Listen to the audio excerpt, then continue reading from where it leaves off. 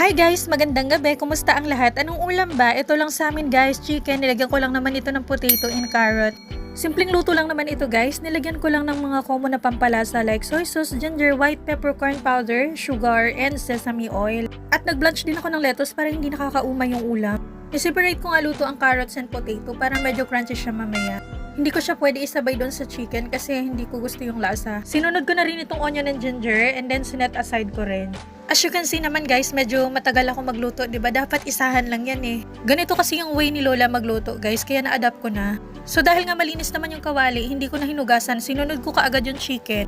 And then ni-fried ko lang ng konti tapos tinimplahan. Ganun lang ka-easy guys. Tapos nilagay ko na yung carrots and potato, then yung sibuyas and ginger.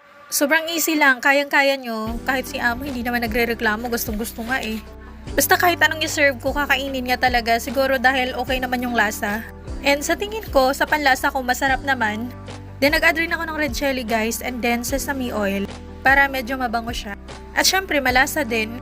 And after nga nyan guys, nagluto na rin ako ng beef short ribs bone-in para sa alaga ko.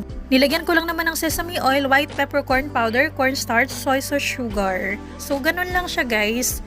And ni-fried ko lang saglit and ready to serve. So yun lang guys, happy eating, huwag kayong magpapagutom. Thanks for watching, bye!